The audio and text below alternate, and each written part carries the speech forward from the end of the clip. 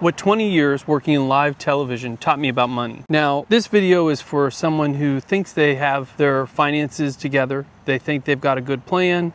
Maybe their career's in good shape, but I wanted to make this video because there might be something in your blind spot you're not seeing, and I think you need to prepare for that. And part of having a good plan is being ready for just about anything. And so I wanted to explain how my experience working in live television relates to money. Because what does my job as a broadcast engineer have to do with finances? Well, I can tell you some of the things that it taught me specifically would be about being prepared, being ready for anything, being ready to face a very challenging situation without all the information. And so that's what I wanted to talk to you about today. My name's Phil. I've been working in television for quite a long time, really since I was a teenager, and I'm in my 40s now. But for over 20 years, I've been working in TV, live television, broadcast production. And one of the things that I've learned, actually a few of the things that I've learned, I want to share with you today, and about how you can relate that to your life, specifically your finances, and maybe come out with something that can help you. So the first thing you have to keep in mind is that models change. And in my job, when I started in television in the 90s, broadcast television and cable networks were the main outlet for television. And that changed. Obviously today it's changed significantly. We stream everything. Cable is going by the wayside. Some people still use it, but for the most part, cable is going by the wayside. And everything's gone to streaming platforms. So the whole entire business model has changed. You know, when I started out, I can remember it was like 50 bucks a month for cable, and then it was 50 bucks a month for internet, if you wanted broadband internet. And originally it was even cheaper than that. It was like 10 or 20 bucks a month for dial-up, if I remember correctly. And then it was like, you know, 30, 40, $50 a month if you wanted broadband. Obviously, that's all different now. Now, what's sneaky about this, what's changed, and this is where you have to be smart enough to kind of see how things change. At one point, you had a $50 cable package, and that covered everything, including like 600 channels. If I remember, it was like a ton of channels. You got everything. You had your basic cable and your advanced channels, and then if you wanted the HBO packages, of course, they were more. You could get upwards of $100. But if you were spending that much money on your cable bill, you were probably well off. At least I would probably think you were one of the rich folks. We didn't have those packages. Actually, growing up, when I was really young, I think we did have HBO, really, really young. And that was when there was like 10 channels on cable. And we had HBO. I remember that because I can remember watching Fraggle Rock. And I loved that show as a little kid. That was in the 80s. But the model changed. And now, if you haven't noticed, you might actually be spending more if you add up all of your Netflix and Amazon Prime and YouTube Premium.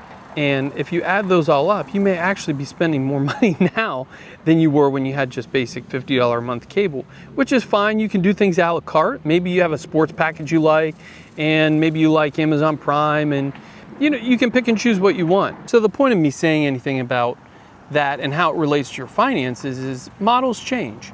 And in my realm, it was originally broadcast TV and cable networks, and then it became streaming. And in your personal finances, you have to be aware of when those things change. You know, one day, a credit card might be worth the annual fee. The next day it might not be. You've got to be ready to adapt. You got to be ready to be, as they say, adapt or die. And that's really important in your financial life. You have to always be evaluating what's really working for you financially and what's not.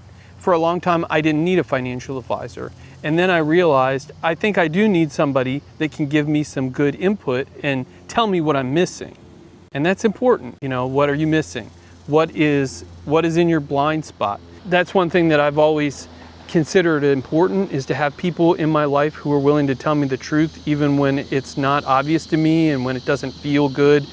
And don't be afraid to have those people in your life that tell you something you don't want to hear. That person that saves you from years of frustration or financial setback. So, number 2, nothing is guaranteed. And I've learned that firsthand, not just on the technical and broadcast side, but the business side of television. And this is for really for anybody, and how their job is. You don't have the privilege of having a job just because you exist. You need to earn that. And even when you earn it, nothing's a given. I can remember that I knew in a job I had, layoffs were coming. We knew it during the 2009 downturn. It wasn't a surprise that there were going to be some layoffs in the organization I worked in. And I was prepared for that financially because I knew that could happen at any time, anywhere. But I didn't actually think I was going to be one of the people laid off. I thought, I'm safe. People like me, at least I thought they did. I think they did. I do a good job. I work a lot of hours. I bring value to the company. They're not going to lay me off. And then I got laid off. And part of that is you got to expect the unexpected. And that goes for the good and the bad. Don't just be negative Nancy. You know, there are positive things. Cynicism in our culture right now is just rampant, and it's destroying people because instead of being positive about things, they're negative, but that's a whole nother video. You also need to expect the unexpected in the negative terms.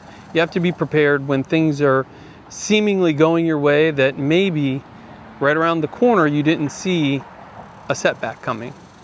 So you need to be prepared. In television, we can't take anything for granted. We check, double check, triple check, and then we have somebody else check our work. Because when you're in front of hundreds of thousands or millions of people, you don't get the luxury on live television to just stop everything and do it over again. You can't just hit pause, pause the baseball game. Let me run out on the field and check something, fix it. Okay, you guys can start playing baseball again. No, that's not how it works. It's the same way in news. When things are happening, they're happening. You got to be ready for them. In life, you have to be ready for them. That's one thing that has helped me in financial terms is I've had to live my career in terms of thinking ahead. What's coming next? Part of the idea of this channel to be different than all the other financial gurus, because I'm not a financial guru, but all the other people out there is they're going to give you facts and figures and specifics. And I can do that too, and I want to help people that way, and in every way I want to help people. But when it comes to financial things, my role here is not to give you a specific, do this, this, this, and then this. My idea is to get you thinking the way successful people think and grow rich. Think for yourself. I can't go into everybody's life and figure out how to do something. I just want to help set some ideas out there that can help you think differently. I grew up in the 80s, in the 90s, and I remember when, I think it was Apple who said, think different. I think that was like their logo. I remember seeing that everywhere. It was on advertisements and billboards and TV commercials, think different. And it stuck with me because I think different now. I actually think different. I try and think different than other people, intentionally. It's an intention of mine. And when it comes to financial things, I try and think differently. If the mainstream idea of something is do it this way, I stop and take a step back. Sometimes I say, yeah, that's actually a great idea. But then sometimes I rethink it and I'm like, well, maybe that's just a fad, or maybe that's just the way things are being driven in a cultural direction, but it doesn't necessarily mean it's best for me. Think differently, think ahead. So anyway, nothing is guaranteed. As much as I thought I was unreplaceable, and I mean in an individual term, you are unreplaceable, you're unique and you're your own person, but from a job point of view, there ain't nobody out there who is not replaceable. And I can remember I should have actually listened to my boss when he said, if anybody thinks that they are not replaceable, you're wrong. And I thought, yeah, that's right. They better listen to that. They better listen to that. But I should have actually been listening to that. I was replaceable. I was the one, I was the one who they replaced. And it wasn't because of me not doing a good job. It was just things got difficult. They had to make hard decisions, and I was a casualty of a downturn. It was personal because it affected me, but it wasn't because I was a bad person or a bad human or that they didn't like me. Just be prepared for that. You are replaceable. I think some of the TikToks that are out there now of people, recording their layoffs should be an example that they did a good job, and then they're like totally shocked. Don't be shocked when it happens to you. Don't be shocked. It can happen to anybody. Businesses have to make decisions. I don't fault them for that. Their job is to keep their company profitable for the owners, whether that's shareholders or the guys at the top. That's the fact of life. If you don't like it, start your own company, and then you'll see. And you'll realize, oh, it's not that they hate people necessarily. Can it feel, dehumanizing? Sure, but it's the reality of the system that we live in. So instead of just trying to fight it and blame, be prepared for it. Get ready for when that happens and think about what that means. And part of what that means is you need a backup plan. I'll read it because I think I'm not good with quotes, but Mike Tyson said, everybody has a plan until they get punched in the mouth. I've heard that before. Everybody has a plan until they get punched in the mouth. That's what Mike Tyson said. And I've always loved that because you think about Mike Tyson, he's just a crazy guy, one of the best boxers that's ever lived, depending on how you look at things. I'm not a big boxing fan, but I know who Mike Tyson is. And I can tell you, he's not afraid to bite somebody's ear off to win. That doesn't make it good, but that's the guy. Part of the purpose of this video is to just show you that you may have a great plan, but until that gets tested in life, things may shift and you may have to get dynamic. You might have to be like a boxer in the ring where you're getting punches thrown at you in every direction. And inevitably, for whatever reason in life, it seems like, things happen all at one time. It's not just that you lose your job, it's that you get in an accident on your way home, and then, and that happened to me. Not the accident part, but losing a job. Same day my wife lost a job. Same day we found out we were going to have a baby, or it was relatively around that time. But those things are like, it's a 1, 2, 3 punch that occurs. And, the point of Mike Tyson saying that is the reason he was a champ is because he anticipated that. No matter how good he was, he knew that punch was on its way, that counter punch. So you got to be prepared for that. You got to be dynamic. Think about the future. Think about what's coming down the road that you might not be ready for. So here's the few things that you can do right now. If you think you've got it all covered, and maybe some of these things are already on your list. If they are, you might be in better shape than I'm warning you about. But if they're not, you should be ready because that other punch might be coming. First is have an emergency fund. I know I've said it on this channel a million times, and I don't think there's a financial person out there who doesn't mention it, but if you don't have an emergency fund, that's an emergency. And it will catch you off guard. You'll end up in credit card debt, and you will end up like everybody else. And I think part of my psychology for winning financially is if you can do just a little bit better than the other guy, you might come out ahead. You might come out with more of the result that you want. And it's not about beating somebody else. It's not about having more. Success is something really that you determine is what is your goal. And if you've met that goal, that's success. It's not about a number on a piece of paper necessarily, but that can represent success. And if you get in a situation where you lose your job or something happens, I've said it a million times to friends, and then I find out later that they didn't have one, and what happens? How we do it in television, we don't have an emergency fund, to relate that to my job, but we do have a backup plan. And the backup plan usually involves, what happens if a camera stops working on the air? Well, we have multiple cameras, but what happens if the truck loses power? The mobile unit I work in, what happens if it loses power? Well, we have battery backups, or do we have a generator? Or maybe there's an acceptable loss. And that could be something, and I never really thought about that. For some people, maybe they don't really care, and they don't have enough expenses to really care, but I don't know too many people who don't need some sort of emergency fund or some sort of backup plan. And if you don't have that, start with a small amount. I know they say 6 to 8 to 9 months. That's a lot of money. Start with what you can afford and automate the way that works. So every paycheck, take $25, put it in an account. Maybe that means there's no cheese on the cheeseburger this week. I don't know, whatever you got to do. But if you don't, it'll find you, it will track you down, and it will be that punch that Mike Tyson talks about. So the second thing that you can do right now is make yourself more valuable. Just as an individual in your job, educationally, make yourself more valuable. Maybe it's being more valuable at home. I have to work on that. I need to be more valuable as a father. I can look in the camera and I can tell you right now that that's something I need to work on. And maybe you need to do some self-reflection and not, take a step back from your pride and realize, like, I'm not perfect. I think everybody acknowledges that, but I do have room to grow as well. And maybe that is something that you can look at in your job. What can make you more valuable than everybody else? What can make you not just a likable person? Because in my world, you got kind of two kinds of people that survive working in a really niche environment like broadcast TV.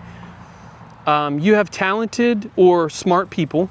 One of the two. They're kind of talented. Some people are just naturally talented and they're techie. And then you have good people. And I can't tell you how many times I've run across people that I'm like, how did they survive in this business? They don't know even what they're doing. But somebody says like, oh, so-and-so, yeah, they're terrible at what they do, but they're a really good person and they're a nice person and they work hard. And so, maybe you could work on both of those things, develop yourself, develop your character. Maybe you're not good at what you do, become good at what you do, but become valuable. And that's the key here is develop yourself as a resource, as a human resource, to where you become indispensable. And skills are changing all the time, but you could learn more about AI. You don't even have to learn, you don't even have to learn to code software these days.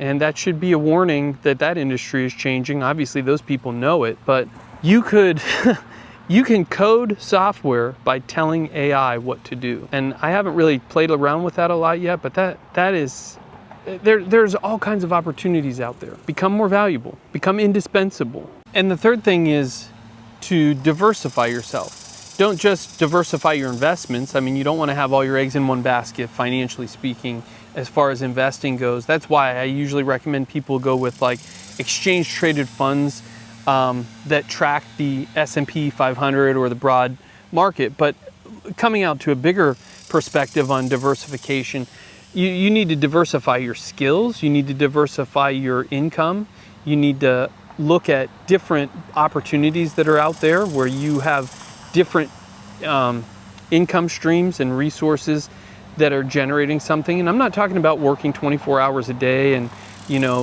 just have a backup plan ready. Have an idea of like, well, maybe you're good at one role, but you become good at another role. Or maybe you realize like you need to develop your leadership skills so that you're ready for a promotion. Diversify.